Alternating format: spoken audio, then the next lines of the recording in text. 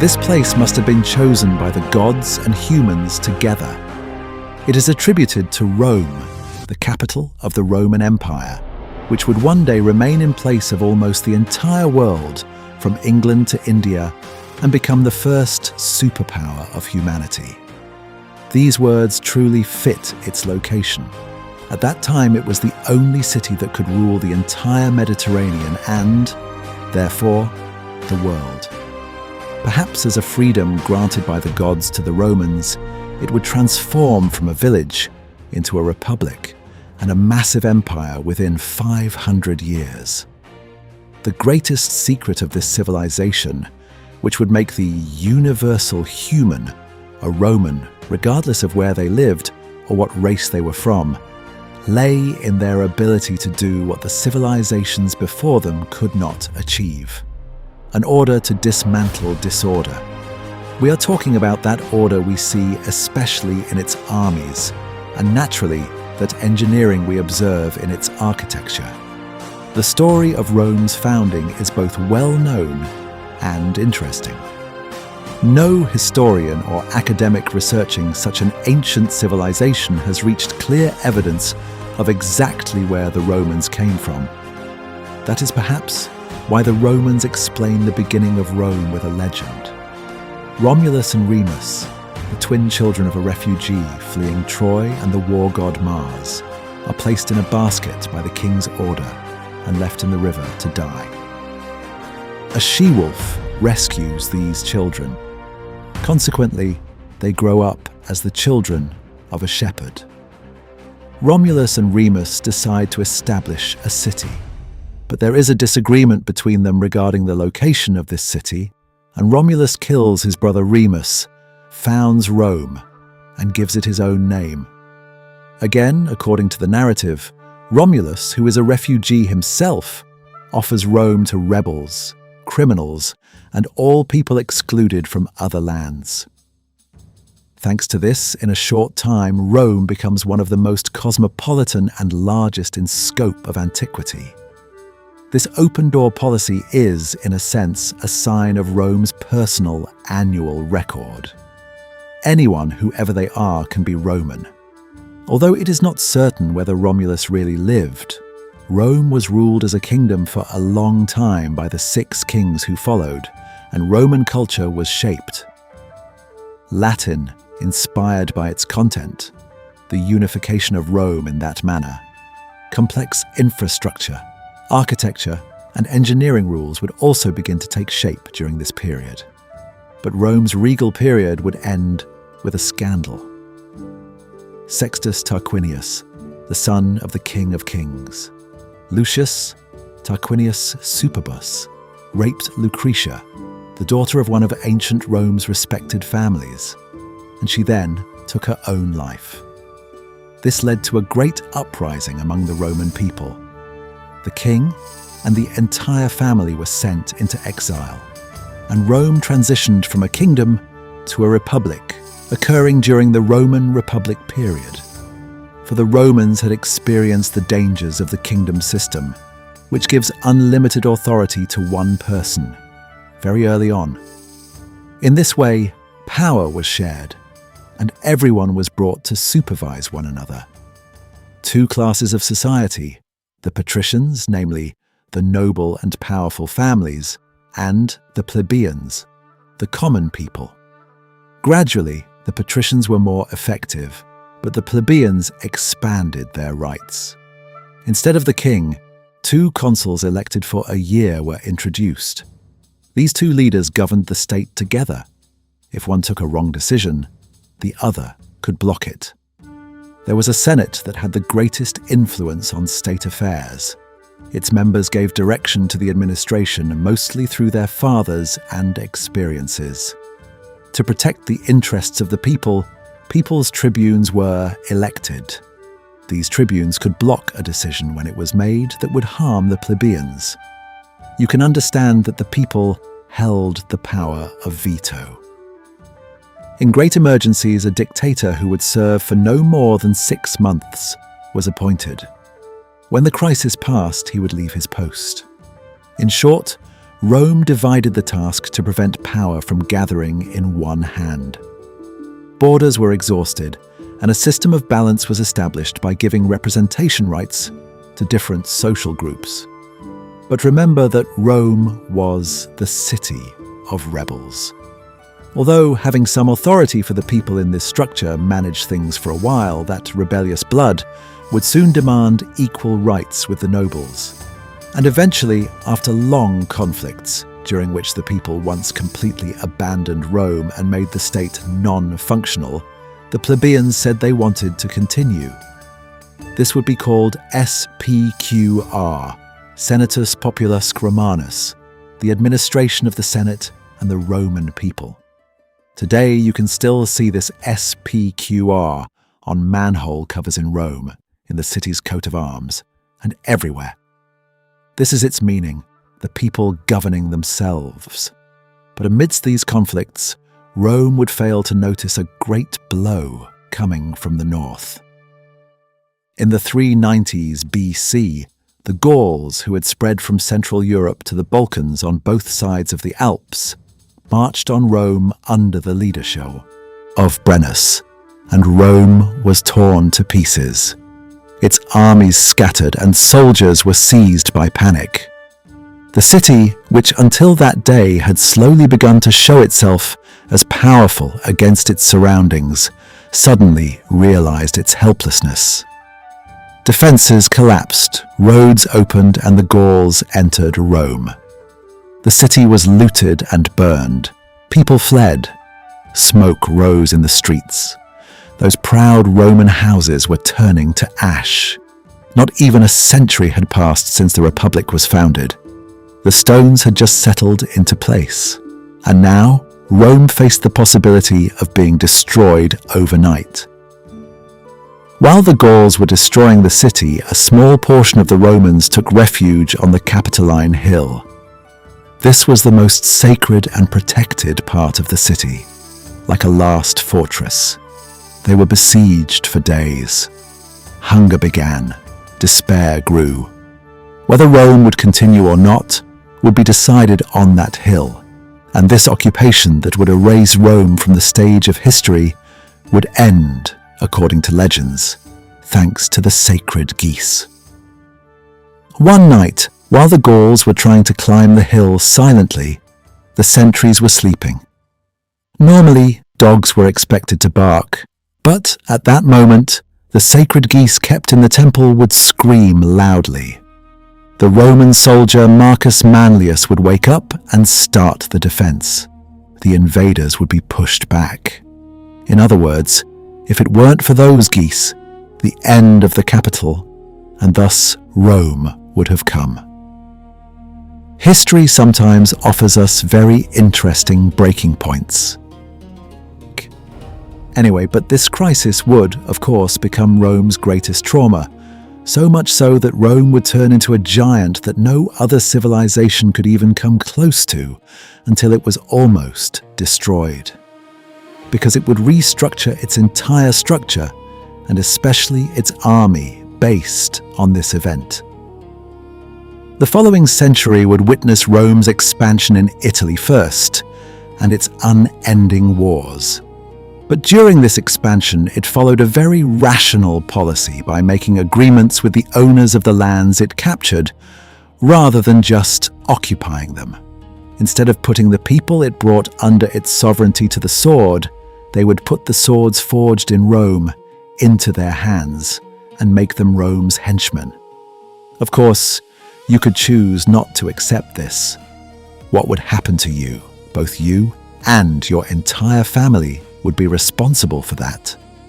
That was different. But this would work. By the 270 BC, the Romans would now dominate all of Italy. And when they reached the furthest south, they would encounter a great threat right across the sea: the Carthaginians. As you remember from previous episodes, this Carthage, which was the legacy of the Phoenicians, had transformed into a massive structure, dominating the entire Mediterranean in a short time, and they too had set their sights on the opposite shore. With the encounter of these two giants, a period of war that would last nearly 100 years began. We know them as the Punic Wars. Perhaps the second would be the greatest trauma for Rome. In the First Punic War, the powers were actually equal. The Carthaginians were especially the absolute masters of the seas. Rome, using its engineering tradition, copied the Carthaginian ships and, by applying completely new military strategies on top of that, would defeat the Carthaginians in the First War and take Sicily. Rome would step outside of Italy for the first time. But the Second Punic War would present us with one of the craziest stories in history. While the Romans were defending Rome with a great force, Hannibal the Carthaginian surprised everyone, crossed the Pyrenees Mountains, and appeared in northern Italy along with the elephants he brought with him. While Rome expected the Carthaginians from the south, a mad commander coming with elephants from the north stood before them and was slowly capturing the cities in Rome's hands, approaching Rome. In the legendary Battle of Cannae, a perfect military victory, he had destroyed the Roman army despite being fewer in number. But after crossing the Alps, the Battle of Cannae, and small fronts, Hannibal's army was not strong enough. He also knew that Rome's resources were limitless. Therefore, he did not attack Rome directly. Hannibal intended to keep Rome under pressure and wear it down by attacking its allies for years. But this would be a big mistake, because Rome was both stronger and much more paranoid. Now, it would not be at peace until the roots of Carthage were dried up. At that time, a young commander, Publius Cornelius Scipio, took the reins. Using Hannibal's tactic, he planned to destroy Carthage on its own land. Senator Cato also used to end his speeches at that time by saying, "Carthago delenda est." Carthage must be destroyed. Scipio first took Spain. He cut off Carthage's resources, then he moved to Africa and threatened Carthage. The Carthaginians found the solution in calling Hannibal back from Italy. Two great commanders, two different geniuses would meet at Zama, 202 BC. This time the advantage was with Rome. A fresher army, better cavalry support, more resources. Hannibal was defeated. He survived the war, but the peak of his career ended there. But Hannibal was actually the enemy that made Rome what it was, perhaps. For Rome was now the sole master of the Mediterranean. Before long, Rome would also set its sights on the opposite shore. Because, as you remember from the previous episode, Alexander the Great's massive structure had collapsed, but both the cultural and material wealth it left behind were legendary. Taking advantage of this, Rome won the Macedonian Wars, first capturing Macedonia and then winking at the Greek city-states. "Do not fear, you are free now," it said. Meanwhile, although Corinth tried to rebel, Rome crushed their heads in a short time, and the Greek city-states effectively came under Rome's control. But something very interesting happens here. Although the Greeks did not show military resistance, they found a much more interesting resistance against Rome, an ancient culture.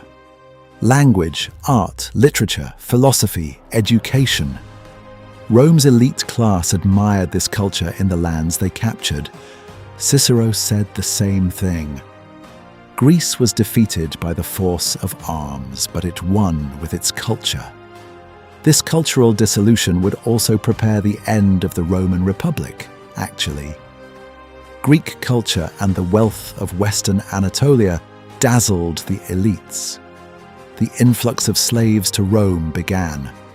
The local people lost their superiority against these new peoples and began to lose all the rights they had initially gained through resistance. Of course, the wealth flowing to Rome also accumulated in the hands of certain names and landowners, and inequality increased. Huge mansions, large masses of slaves, and unemployed and angry Roman citizens were literally a time bomb. Here, Spartacus must have come to the minds of some.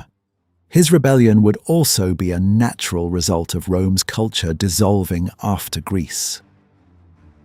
As a result of this dissolution, the killing of the Gracchus brothers, who rebelled saying the land belongs to the people, and later commanders like Marius and Sulla connecting the army to the commander rather than the state, and especially Sulla marching on Rome with his own army, would create a major breaking point. Internal dissolution had begun, as you can see. And what happens when the state loses control? Cartels are born, and the birth of the first big cartel would take place in this period. On one side, Crassus, the richest man in Rome. On the other side, Pompey, the conqueror of the East. And finally, of course, Caesar. Crassus wanted influence. Pompey wanted power. Caesar wanted to rise.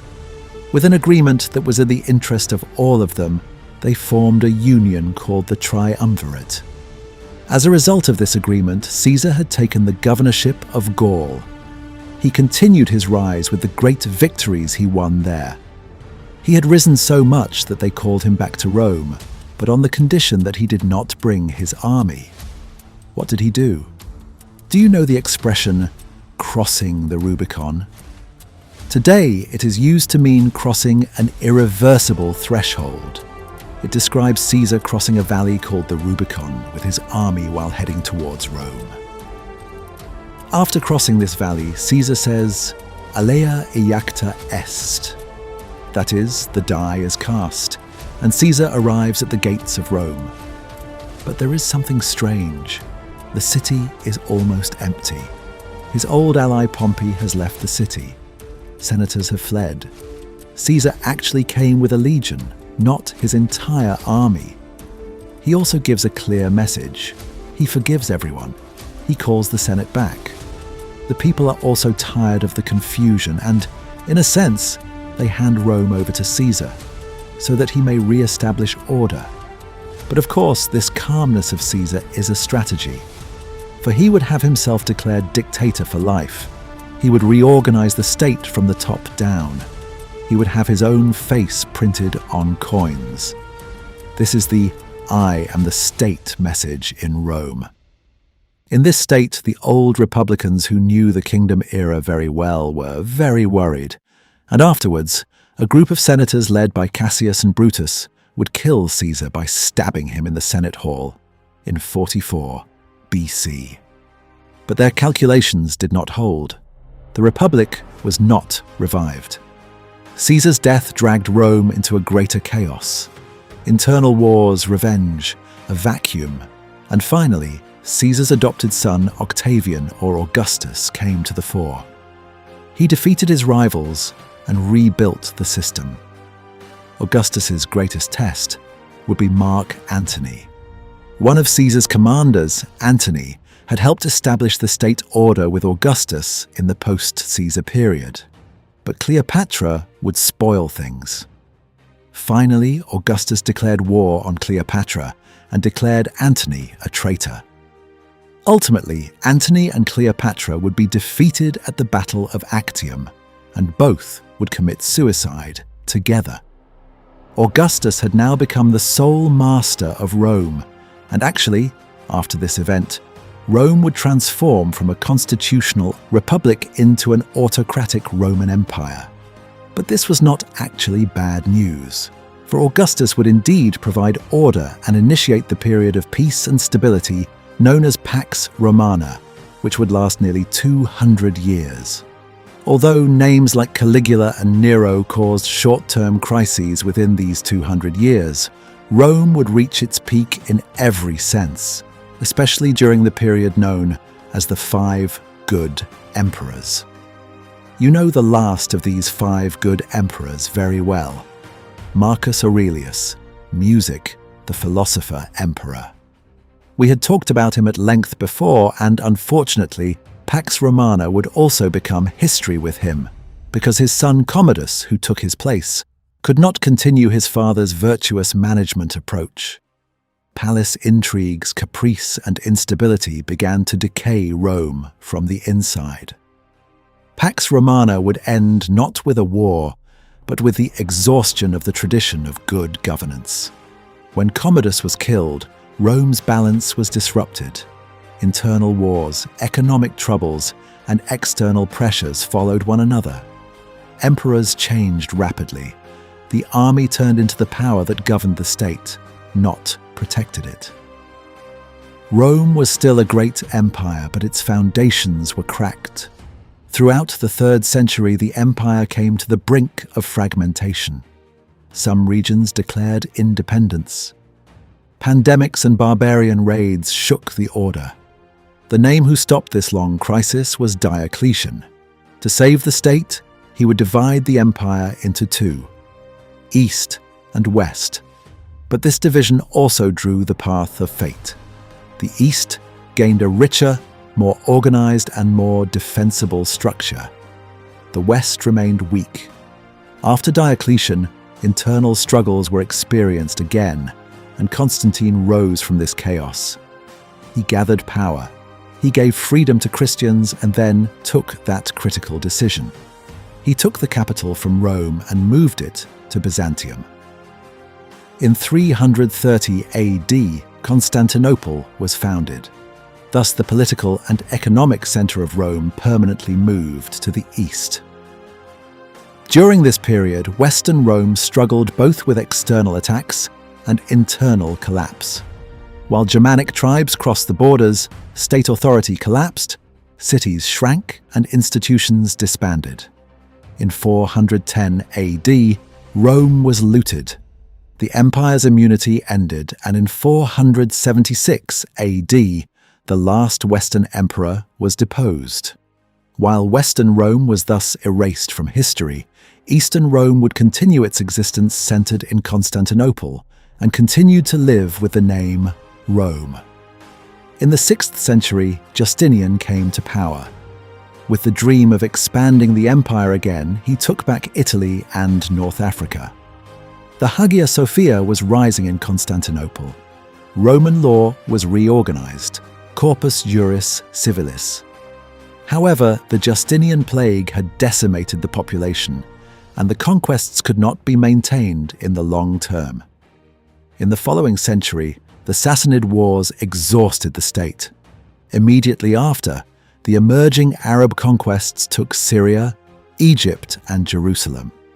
While Eastern Rome was retreating, Constantinople would survive 2 great sieges with Greek fire and strong walls. In this way, the empire survived by establishing a balance with both the Islamic world and Europe.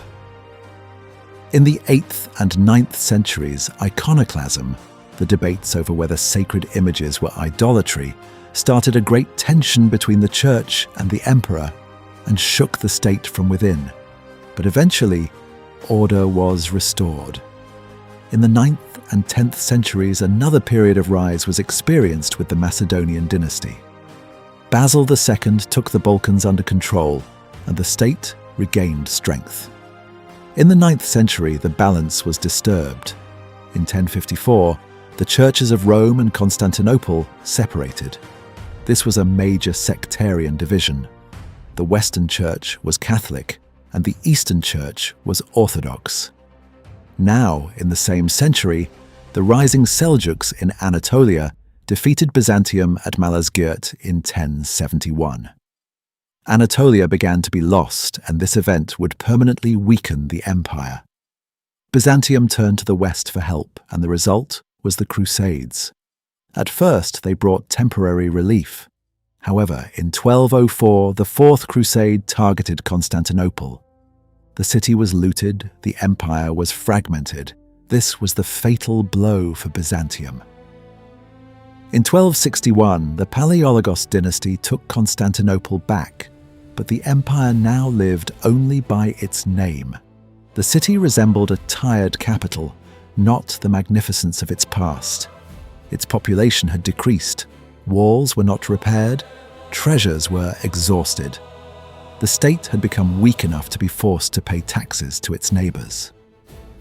In the last century, emperors were mostly in pursuit of diplomacy and gaining time. The union of church facilities revealed the deprivation of Byzantium. the people were divided within a deep despair.